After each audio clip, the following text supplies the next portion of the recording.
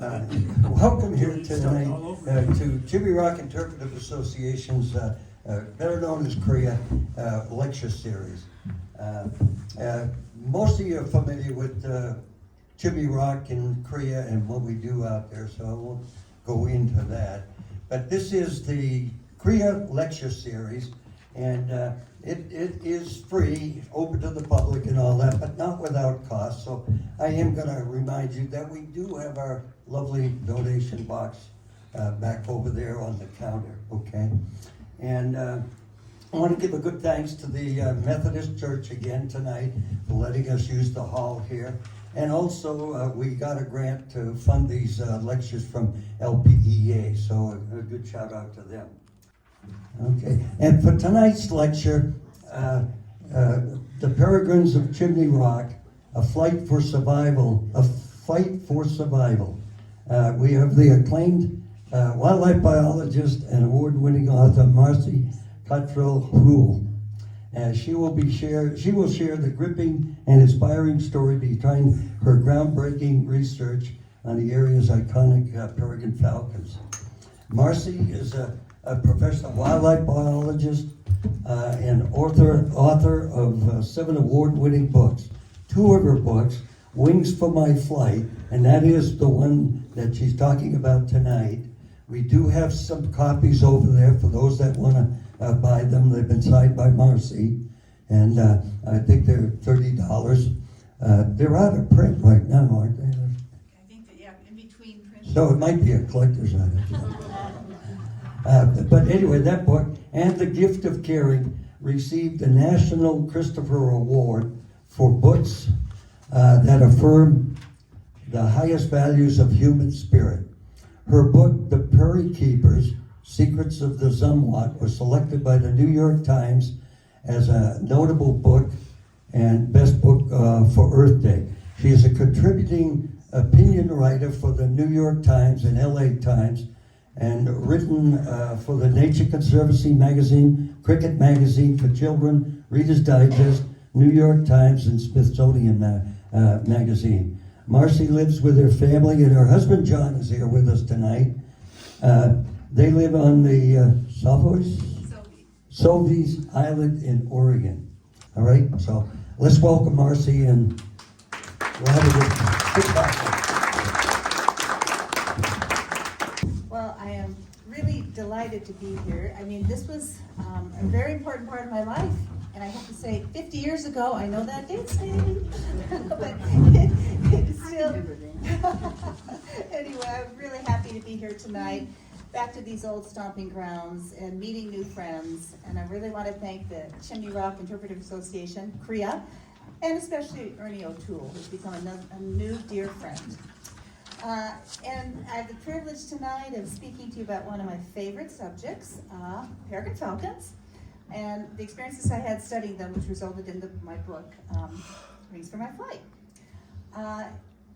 So I have you'll see some of these older pictures too. Some of these were taken 45, 50 years ago. So here we go. That looks the same. Yeah, it does look the same. I don't think it changed too much. Well, as you're aware, Chimney Rock is spectacular formation. The site's composed of those 2 giant sandstone pinnacles, an ideal nesting spot for cliff-loving peregrine falcons. Each rock pinnacle rises, as you know, over 300 feet with imposing mesa below them. And on top of this mesa about 1,000 years ago, I feel like I'm speaking to the choir because I think you know even much more than I do. But anyway, the ancestral Puebloans made their home. And it's one of the northernmost known residences of the ancient Puebloans Indians. They had achieved an astounding level of culture by 1000 AD, and I was told surpassing all other prehistoric American Indian tribes north of Mexico. The same native peoples who lived at Mesa Verde. And the Chimney Rock site, and if I'm right later, you can come up and tell me how I have to correct my notes, but it's the most primitive. It's the oldest, and it has extraordinary engineering is visible, dating from around 1076 AD. And at the top of the mesa, let's see, there we go. Let's go ahead. Where I lived, it was surrounded by those numerous exquisite stone buildings called kivas. So anyway, I was sent here in 1975 by the Colorado Division of Wildlife to study the nesting peregrine falcons that had just been discovered 2 months earlier, nesting at Chimney Rock. And peregrine falcons are just amazing animals. They're the fastest of all living creatures. They can fly over 200 miles per hour in what they call a dive or a stoop. And I was excited for this job. The birds, I was informed, had just returned to their cliffs in late March for their courtship. And then in mid-April, they'd begun laying eggs. And by the time I arrived in June, I had just graduated from college, the scientists who were employed believed the peregrines most likely had hatched eggs and was going to be young in the nest. And you have to understand, going back in time, in 1975, this was a big deal because peregrine falcons at that time were undergoing a catastrophic decline.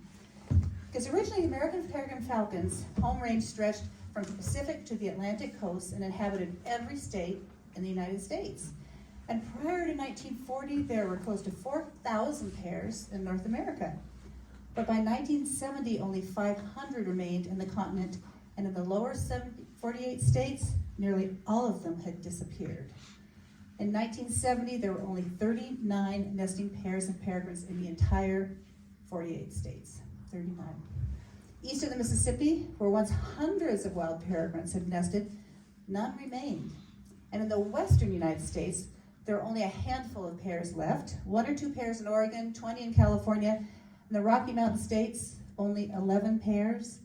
And in 1975, when I arrived at Chimney Rock, there were only 7 pairs left in the entire Rocky Mountains. Okay, that's just 14 birds. And there were only 2 nesting pairs in Colorado, one of these at Chimney Rock.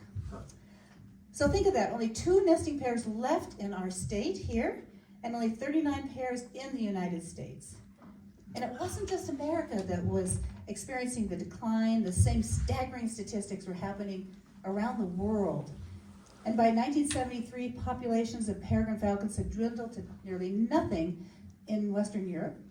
In Sweden, where there had been 1,000 pairs in 1940, by 1970, only 4 remained.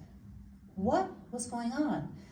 And so scientists in the 1960s were desperate to uncover the mysterious reason for the plunging decline. A breakthrough came when 2 researchers figured out a key. They discovered that after 1946, peregrine eggshells were 25% thinner than before. And the thinness of the peregrine falcon eggs, the scientists deduced, was making it impossible for the falcons to lay their eggs because they lay them on the hard ledge called an eyrie, where the birds would nest. And so when the parent birds would sit on the eggs to brood them, the eggs would break. And then the question became, why? What was making the eggs so fragile? And at the time, there were many hypotheses. They ranged from habitat destruction to desertification to predation, but nothing really seemed to fit. And finally, dedicated researchers uncovered the culprit that no one had ever suspected, DDT.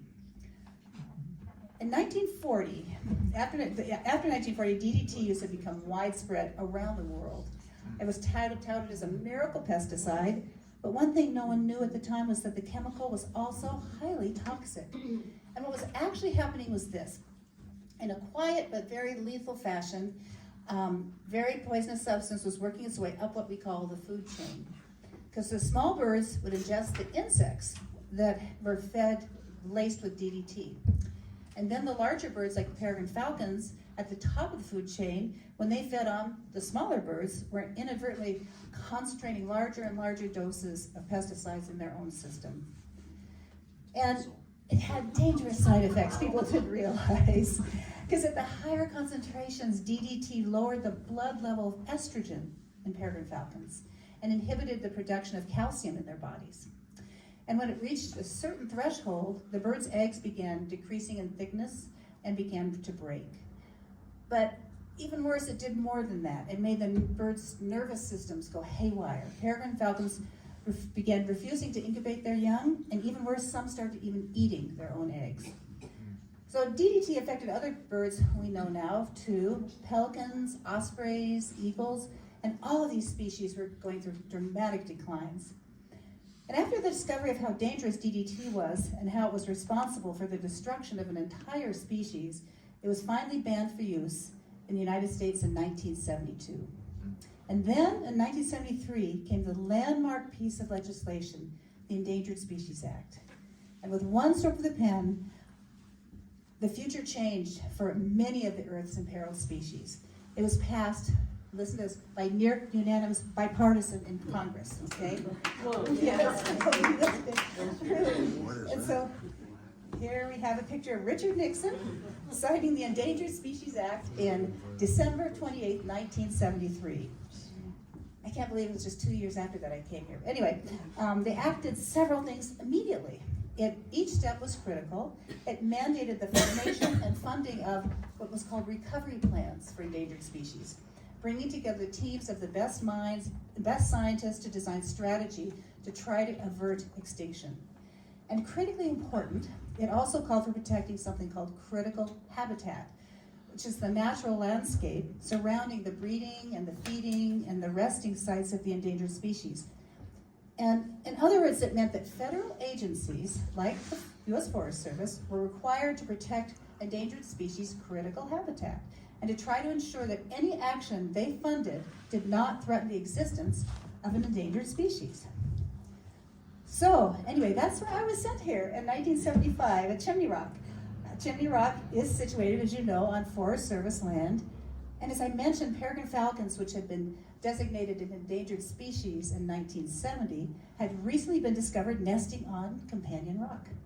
And I was to try to acquire some of the most detailed accounts to date of wild falcon behavior. Okay, so now I'm going to take you back in time, about 50 years ago, when there was no Chimney Rock Interpretive Association, no reconstruction. It was a time of deep recession for the area and struggles of putting into action new legislation, the Endangered Species Act, something few people had heard about, and even fewer, why was that important? So I arrived here, as I said, 2 days after graduating from Colorado College, to undertake one of the most extraordinary experiences I could ever have imagined. I was hired by the Colorado Division of Wildlife to study the peregrines at Chimney Rock, and I think I was their first female wildlife biologist, which kind of was fun. And I was to observe the life of the peregrines at the nest, their feeding, their hunting patterns, their interaction with the young and other bird species, and their interactions with man.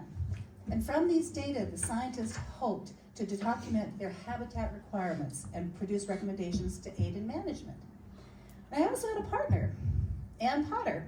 She's still a dear friend. She was a freshly minted graduate from Colorado State University in wildlife biology, and I think she's one of the first female wildlife biologists. She was hired by the Forest Service because the Peregrine Falcon Project was to be a joint effort at Chimney Rock between two agencies, the U.S. Forest Service and the Division of Wildlife, who hired me, and the Forest Service managed the land.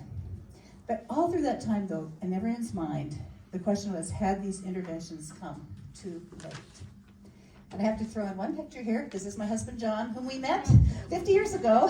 He was working for the Forest Service, and we've been married 43 years now. Yes. So anyway, he was still a part of all this from the beginning. He'd had a summer job with the Forest Service, and it was great. Anyway, people often ask, what was it like to be a wildlife biologist, living alone in the wild and studying a rare animal? Well, fairly quickly, I came face to face with that living outdoors without a single luxury. It was not quite as romantic as I'd always envisioned. There were thunderstorms, you know that, the afternoon. There were gnats. Oh gosh, I remember the gnats were terrible. I remember having bites, wearing bandanas on my head and my face. There was gnats all over. And it was so hot because we were right on the edge of the cliff and there was no protection, and you just baked. And I had to avoid up there, as you know, rattlesnakes, black widow spiders, ticks, and we had no refrigeration and no opportunity to shop because there was no fresh food. But on the other hand, as we talk about, you know, the stars, the dark skies up there, and probably seen so many, you could never begin to count them. There was time to enjoy the sunset, the sunrise, to sit back and enjoy the antics of a badger, watch cliff swallows and make friends. We made friends with the resident rock wren. And most of all, living in the wild gave me something that no one seems to have much anymore: time to appreciate and time to think, and time to explore, and time to learn about and know a species other than my own. Here's what it was looking like then. There was also time to explore those kivas of the ancient Puebloans. And although those ancient Indians have been gone from Chimney Rock for a millennium, but they always seemed to haunt the paths when I lived up there, because I was there for 4 years. And Jerry Craig, my boss, had told me that an Indian on the Ute Tribal Council told him his ancestors revered Chimney Rock and included the giant rock as part of their worship.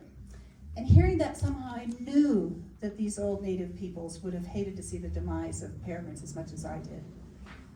So very quickly, I became hooked on peregrine falcons. And quickly I just decided I could not just call them A and B, because that's what the scientists said, be objective. So they had to have names. So the male falcon was called a tiercel. I named after the royal monarch who loved falconry, King Arthur. And then, of course, it followed that his mate should be Guinevere or Jenny. And now I have to interrupt. I'm going to interrupt Susan here. Interrupt my story to quickly bring you up to date because of something wonderful and one reason why I'm here. Because several months ago, I received an email from a Pagosa Spring resident, Susan Houseworth, who's in the audience, who wrote to tell me the impact of my book and the peregrines had on her.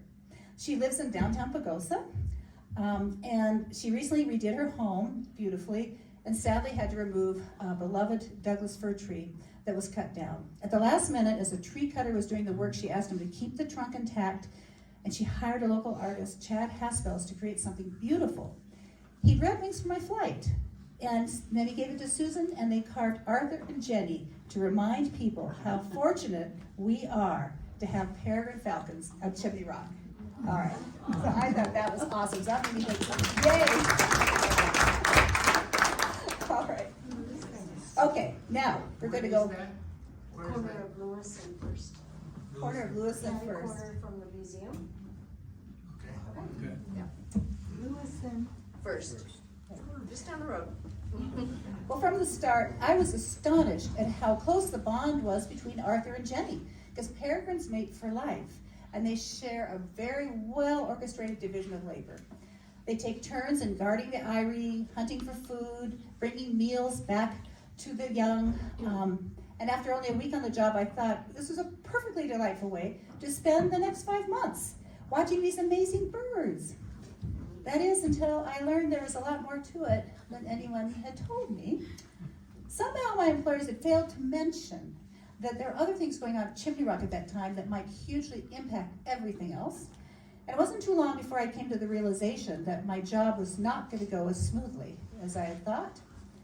Because it became clear there were inherent problems when a workman from the Forest Service drove up to Chimney Rock one afternoon to drop off our dead old cradler. It was under the orders of Mr. Fitch, I changed his name, but he was the Forest Service superintendent of the region at the time. And apparently the trailer was part of the joint agreement he made with the Division of Wildlife. And while the workman said it was destined for the junkyard, the workman said, Mr. Fitch said we could use it as a home base. So it was at this time, though, I learned the problem that was going to plague my entire time at Chimney Rock. So I'll do a few little short readings from the book to kind of set the mood. So the workman said to me, so why do you want to do this? You got a thing against people or what? I faced him with surprise. What was he talking about? It was a privilege to have this job. A privilege? Well, bully for you. You're one tough broad. One thing that bugs the hell out of me is a person trying to act cute. You know what I'm talking about. I have no idea what you're talking about. You're asking me to believe they sent you out here without telling you anything? This road here, do you think they built it just so you could watch Tweety? Well, of course not. Our development's going to be here bigger and wonderful. It's going to have trailer parks, visitor centers, refreshment stands, even a tramway. Mesa Verde doesn't have a tramway. It's going to run all the way from down there up here where we're standing. So your little Tweety bird better not spoil everything. He pointed his finger and held it under my chin. Tell me this, how come all the years we've been planning this thing, Tweety never bothered nesting on Chimney Rock? How come only now, when everybody's ready to get underway, Tweety decides to make his home here? And then some endangered species hogwash steps in and grinds the whole development to a stop, because Tweety might get his feelings hurt. Poor damn Tweety. Well, as I was just discovered, that was one of the issues surrounding Chimney Rock, but there was another. This a picture of Chimney Rock, but it's what it could be. Because I learned from Mr. Fitch, who came out to visit one day, and he took me on a tour. The area surrounding Chimney Rock was all slated for coal extraction. Apparently everyone who lived here looked at this too as a real economic boon for the depressed area, and Mr. Fitch was very excited by the idea. So I could only imagine how different this land would look with that. So here we are, partnering with Anne, who quickly became a friend. We worked observing the peregrines from sunup to sundown. We watched everything they did, wrote everything down, and by the end of June, both Arthur and Jenny were working non-stop to feed their growing brood. And like clockwork, one would go out hunting, come back with prey, drop it off, sit at the eyrie, the other took off, went hunting, came back with food, rest at the eyrie. It was just an amazing divisional labor, fascinating to watch. But then one day in late June, something strange happened. We realized we hadn't seen Jenny all day. And another day passed without a catching glimpse of her, and Arthur seemed to sense something was wrong too. And I drove down to the local Chimney Rock Cafe, which was in service at that time. I don't know if it still is, I still see it there, but to talk to the owner, first to call Dr. James Anderson and ask him, what should we do? We haven't seen the female. And concerned, he was very concerned, so he said he'd make a trip down to check out things in a few days. But in the meantime, continue a close watch. Well, when I was leaving the cafe though, I was stopped by the cafe owner, Martha Bunning, who asked if I'd join her for a cup of coffee. Did I overhear right that lately you haven't seen one of the Falcons? Is it true? My attempt to remain calm was belied by an unsteady grip on the coffee cup I was holding. Well, that's too bad. Darn shame. You see, I live in a farmhouse up Camazon Canyon. A quarter-mile or so down the road from our house is a telephone pole where one of your falcons always sat. I'd see it almost every day. A big black bird, showy. It was usually there in the morning when I'd leave for work, looking for gophers, I suppose. Other folks saw it too. Just lately I haven't seen it anymore. And after what you said, I know I'm right in saying it was shot. Shot?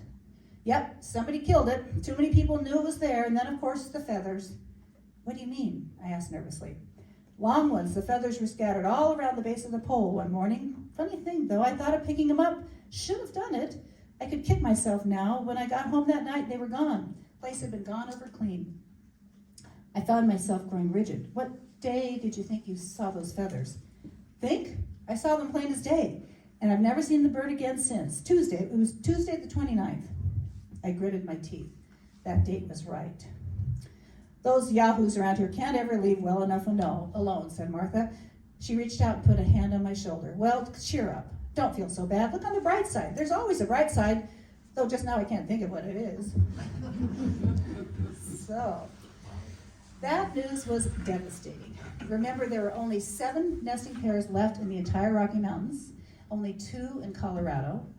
Everyone knew it would have a tremendous impact. What we didn't know is the effect it would have on Arthur.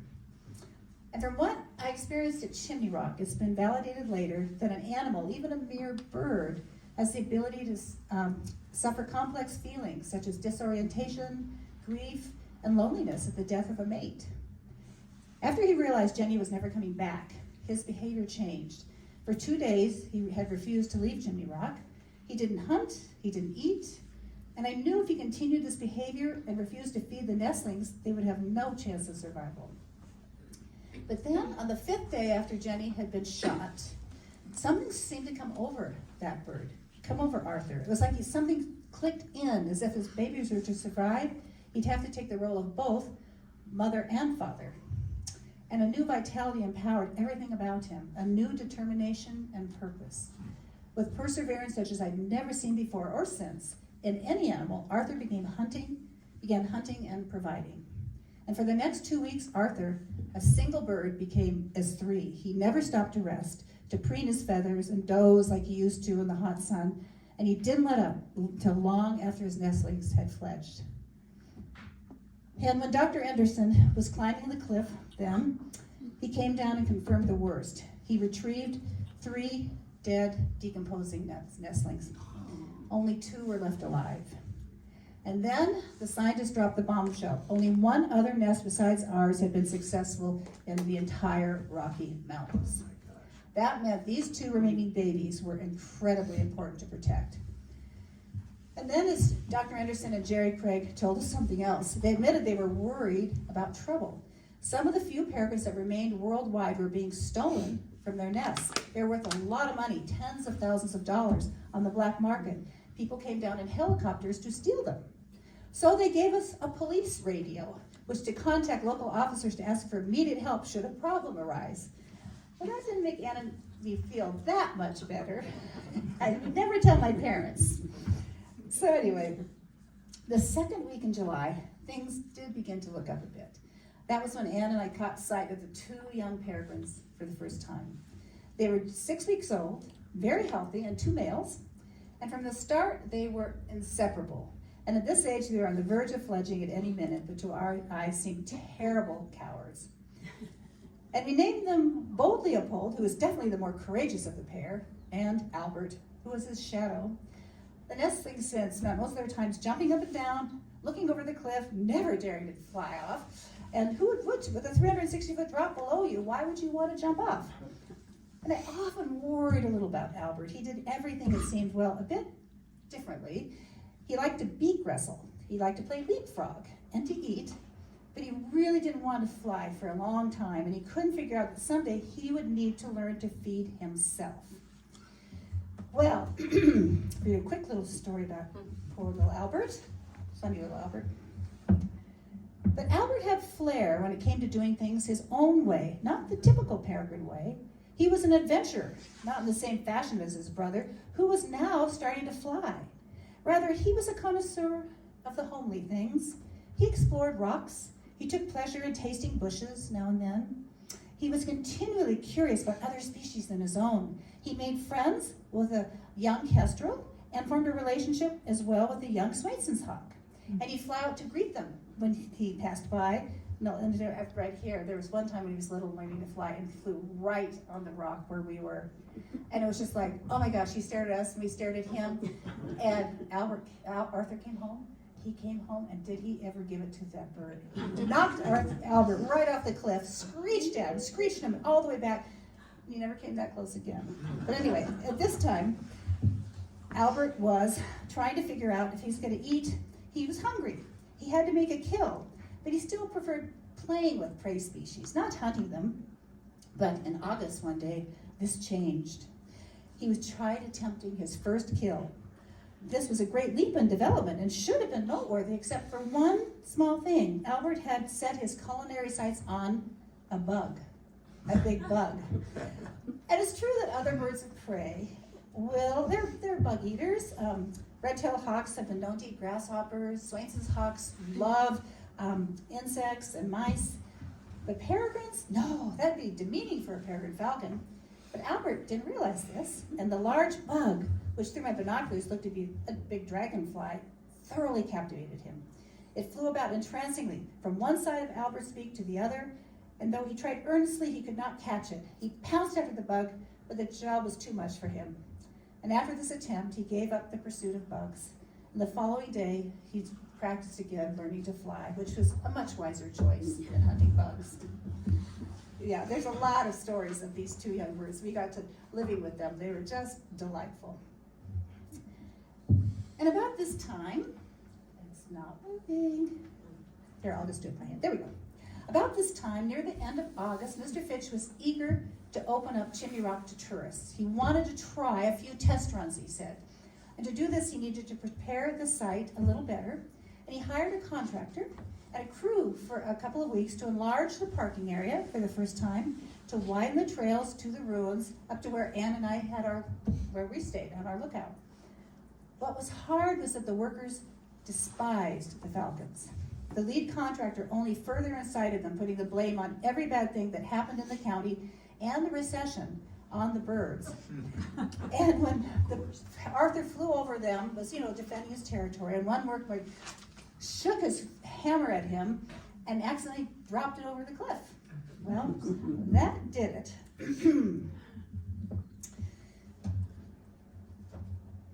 I'm not climbing down there to get that thing back. His cronies laughed, chiding him for letting a bird interfere with his concentration. The response only angered the workman further. It's the damn bird's fault. It's not the bird's fault, Bert, said Ormer. Put the blame where the blame's due. Biologists. Biologists are putting us out of a job. These penguins probably live better than you and I. I think the government's got something screwed somewhere. My tax money going to penguins, or whatever they're called.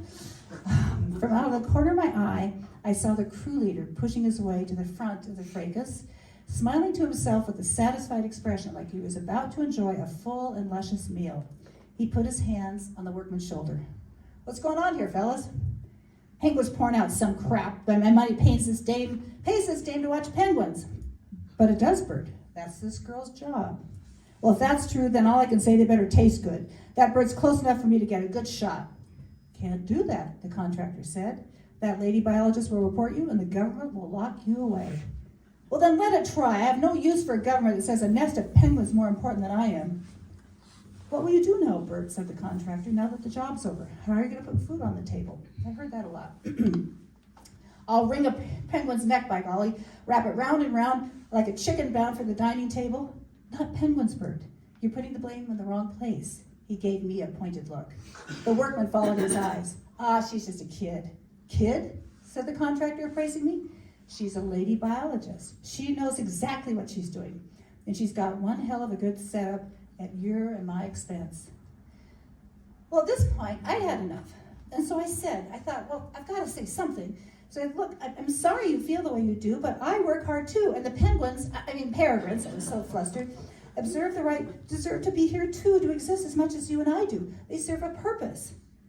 It was the wrong thing to say. 10 pairs of eyes glowered at me. What purpose? Well, I was stuck now. Well, they're predators like we are. What happens to them affects us. They provide diversity. I was fumbling for words and they knew it. What on earth could the ecological concept of diversity mean to them, especially at this moment? They are a unique species. Ah, cut the crap, lady. Well, the bird didn't make you lose your hammer. You lost it because you dropped it yourself over the cliff. The birds were just defending their nest. You listen here, interrupted the contractor. We didn't ask for these penguins. We didn't ask for you. You environmentalists are all alike, claiming what you're doing is for man, but you don't know anything about how the other half lives. So take the hint. Take it before it's too late. Whoa. So you'll have to read the book to know what happens after.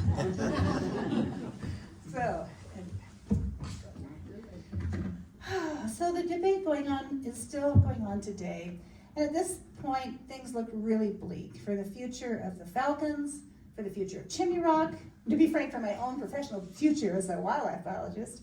And the entire experience certainly turned out differently than I'd ever anticipated when I began. And to be honest, it had me thinking, was it really worth it? And the debate that was going on, and is still going on today, is between economic viability. I suppose probably will not be walking on those walls anymore, right? Anyway, there we are, back 50 years ago. But as I said, the debate, what's going on, is between economic viability, progress, jobs, and the environment. They're mutually exclusive. But are they really?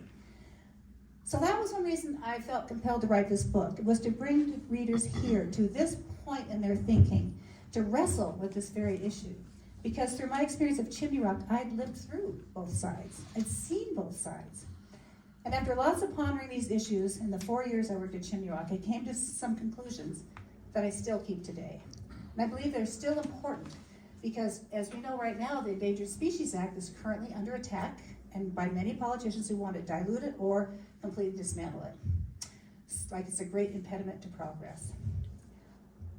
So what I learned from this experience at Chimney Rock, what did I learn in the Falcons? Well, there are 4 critical things people really need to understand. What did the Peregrines do? What have they given us? Well, they gave us time to find out about the dangers of these toxic pesticides before they had the chance to unleash their detrimental effects on us, because we are top of the food chain too. And each living species is a holding tank for unique genetic material that's evolved over thousands of years. It can't be brought back if it's destroyed. And no matter how unimportant a species might seem, it may someday be of incomparable benefit to us. Like that inconsequential animal, a lonely fungus, that gave us penicillin. Did you know that 1/4 of all prescriptions written in the US contain chemicals discovered in plants and animals? For example, Taxol is a powerful anti-cancer drug that's extracted from the bark of the Pacific yew tree. The foxglove plant is the source of cardiac drug digitalis. It has this potent compounds such as digoxin, which are powerful medications for treating things like congestive heart failure. And modern industry too is dependent on plant and animal species. The sources of chemicals we rely on in plastics, detergents, paper products have all come from wild species. You see, as I came to realize, it's like one giant library all around us. Each species with its unique function and its unique chemistry is like a single volume. And if our goal is to protect volumes of information that benefit all of us, now and for future generations, we need to ensure the integrity of the natural ecosystem. Because extinction means that we as humans have reduced the gene pool. In other words, we've thrown away library volumes without even knowing what they contained.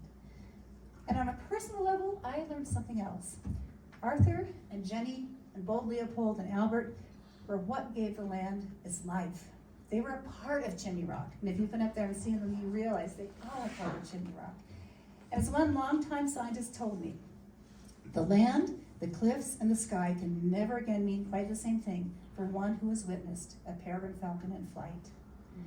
So what I realized was I couldn't give up, but I was not alone. There were many others who felt just like me, wonderful scientists who were racing against time to use methods to try to save peregrine falcons at that time. And I'm so grateful for the 4 years at Chimney Rock, I had the opportunity to work with them. And through the years, we tried several different techniques. And the ones I was involved with directly were, here's Jerry Craig, my boss. He is still around studying peregrines after how many, 40 years? And I talked to him just a few weeks ago. He's just amazing. He said, we lived through good times back then. Anyway, 45 years ago, they were doing switches, taking weak eggs to hatch in captivity, replacing them with young hatched falcons in the nests. That was one technique. Another was the technique we use called radiotelemetry. And so here's Dr. James Edmondson sewing on a radio transmitter so that Ann and I could follow all the peregrines' movements and see what their range and critical habitat was. And that was kind of funny because she would drive all around and I'd try to tell her through telemetry where the bird was, and I'd say there are TVs, and people could hear this on their radios. And I'd say, what are those kids doing, watching TVs in the sky? But it was really, you could really point on maps where they were going. And this man was Dan Berger, who helped reintroduce falcons. After Jenny died, they brought another falcon in for Arthur to be a new mate, kind of like an arranged marriage. And then I also surveyed other places in the Rockies. This way I worked at Black Canyon, the Gunnison, which at that time did not have any peregrines. But tonight, I want to leave you with a really happy ending, because now we're going to fast forward 50 years, okay? Because of the years of dedication of thousands of biologists and volunteers working with visionary legislation, peregrines have made a spectacular and triumphant comeback.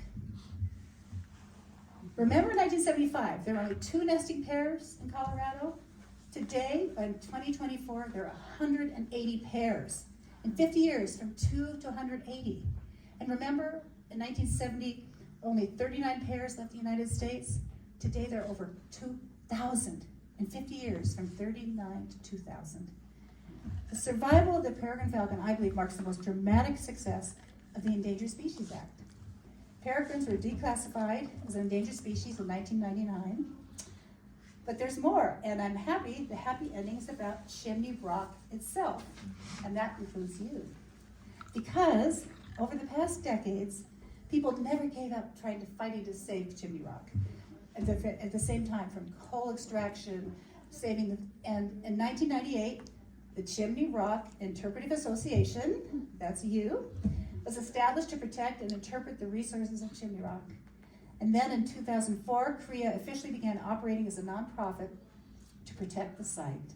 And then in 2012, as you know, President Barack Obama, using executive authority under the 1906 Antiquities Act, proclaimed Chimney Rock a national monument. And this designation protects the 5,000-acre archaeological area and distinguishes it for its natural, cultural, and historical significance. In fact, the National Trust of Historic Preservation, which began the campaign to save the area, has labeled Chimney Rock the most important cultural site to be managed by the U.S. Forest Service, protecting hundreds of prehistoric sites. So, I want to close by reading my final paragraphs of the new foreword of the book, because they pretty much sum up what this amazing experience, the Circle of Life, really meant to me. There are stories in life that need to be remembered and retold again and again. They point out our responsibilities as human beings to things that have no voice, to species and places that matter and that can't be saved without our help. The remarkable accounts of the rescue of the Peregrine falcon and the preservation of Chimney Rock are two such tales. Both are a testament to the human spirit. They show us we can and do make a difference. But they tell us something more, not to forget our past. Today, there are other important places in need of protection and more species facing critical situations. By working to save them, we all benefit, especially future generations. Yet, as these stories also show, sometimes that aim seems impossible. The challenge is, how do we proceed, especially when hope looks dim? The splendid bird that just flew over my head in my pasture in Oregon was a peregrine. It answered that question for me once and for all. Never give up. Thank you.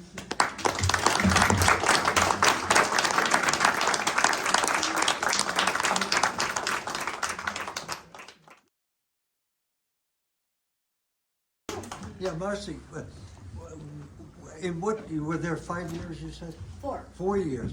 What year was the Jenny killed? 75. The first year. The first year? First year. So then they made it another one, and were they They were successful? They weren't successful the second year, the third year. They were having trouble still at that time. We really never had another pair of successful fledglings. No? Because we were there from 75, 76, 77, 78. And it still looked pretty grim. But they did come back. I mean, Arthur would come back, and I really have to think that Albert came back. You know, they try to come back to their same areas. And, but scientists were working so hard then, trying to do this. There's a captive breeding. They take the nest. They were always climbing to the nest and taking out the eggs and putting dummy eggs in, and then coming back later when the babies were hatched in captivity, putting them there. So there's just lots of stuff going on.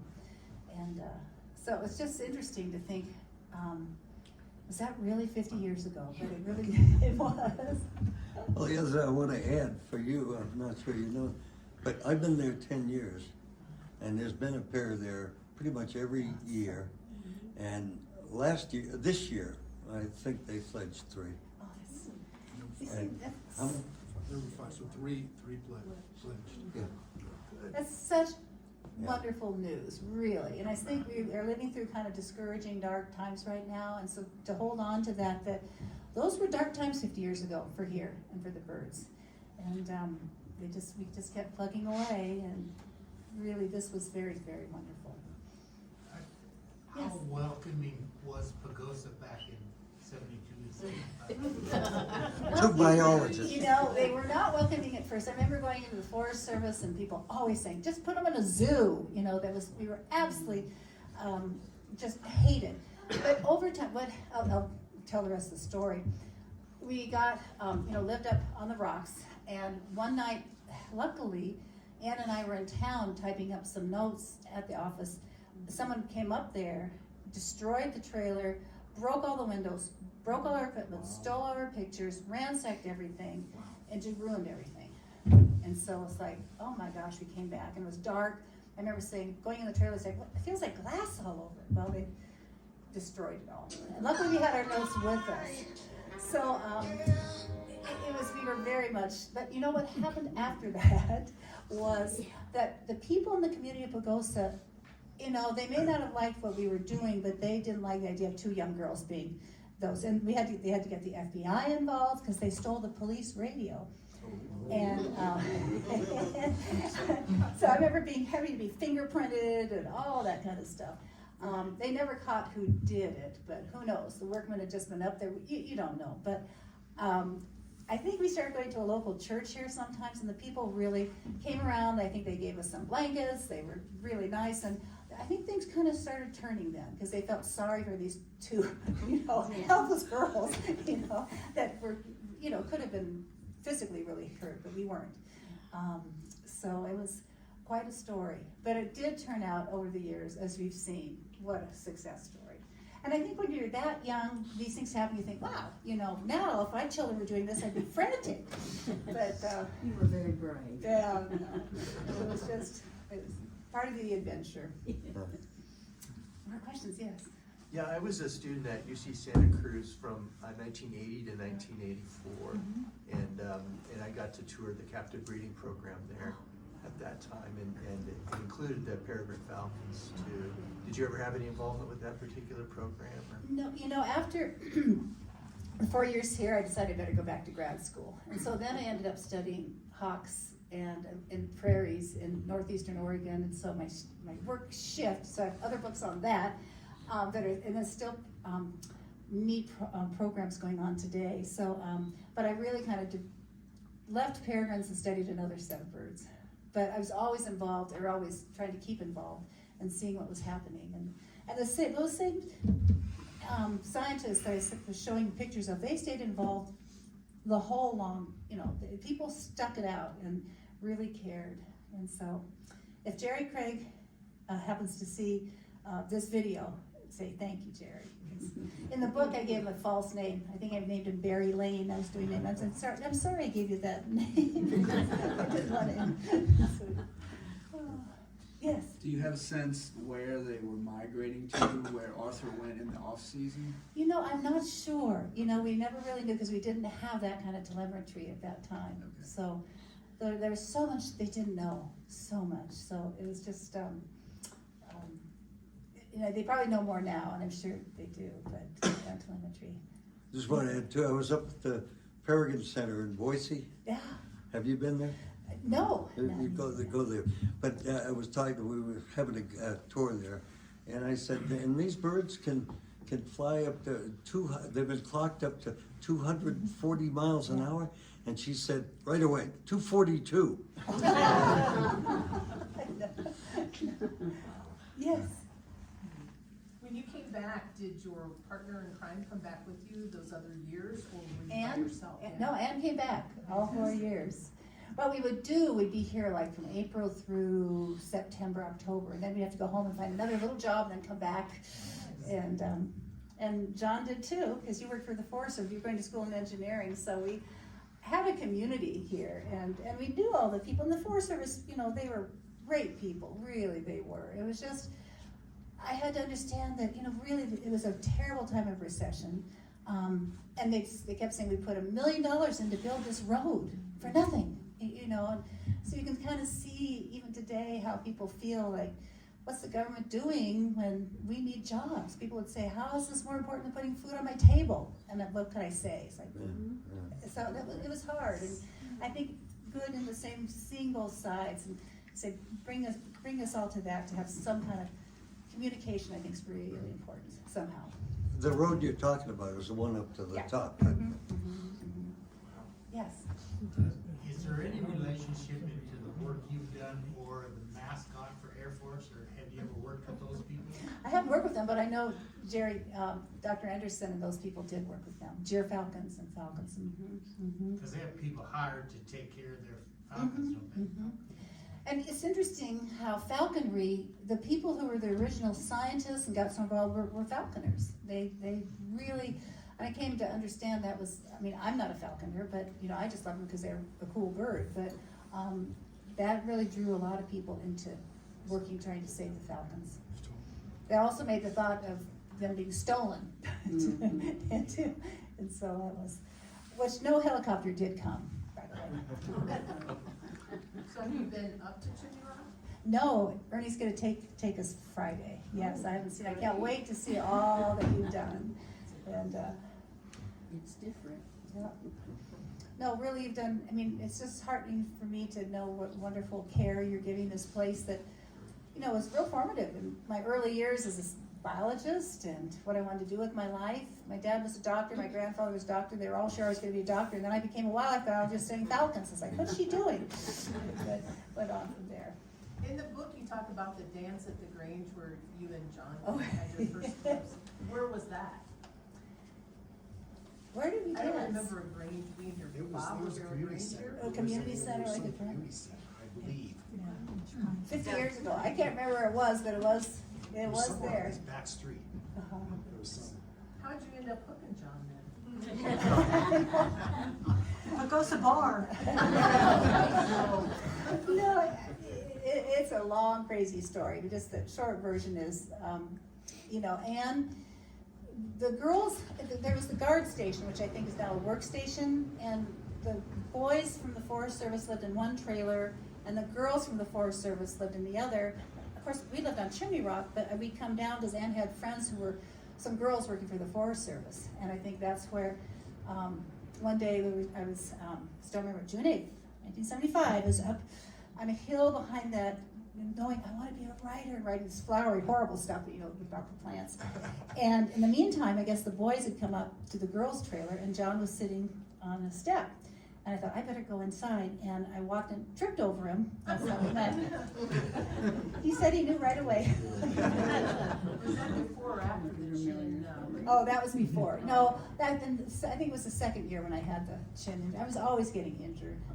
Always getting injured. And I can always tell if someone's read the book, because then they'll look at my chin. It's like, and I still have to laugh at the story, because I had to go home and had to be all stitched up. And I remember I had this awful bandage, white band, looked like, Santa Claus. And that was the time I visited my sister, who was in Park City, and her husband. And wouldn't you know, who was sitting at the table? Robert Redford. Yes. And I remember so disappointed because my sister was married, she's not married to him now, but my sister was beautiful, and he said, Marcy, could you trade places? I don't want Robert looking at Nancy. So I got to sit here with this thing. Yes, I did have my chin. So there were lots of other adventures. Someday I'll tell you the real story how John and I met, but it's one of those that I was going to actually put in the first version of this book, and they said, it's too much a Harlequin romance, take it out. So it's not. It has to do with being kicked by a horse and getting amnesia, but we'll tell you the real story. Is it gonna be in the second version? It was something else. He rescued me. Yeah, so. I'm really glad you persevered for all that, because I've been like Ernie about 10 years now. I read that book when I first started working there, and I was really impressed by the fact that you had persevered when all these people were saying, that we want to make Disneyland out of it, and I thought, oh, that would be terrible, So, And just think, now it's not Disneyland, it's something really special, and I thank you and all of you, and that really gives me hope, and I think I need hope now, and I think there's so many good people still working together, and we can't give up hope, never give up, and think of the Peregrines from 2 to hundreds. Yeah, so, It's awesome. but anyway, thank you so much for letting me come back.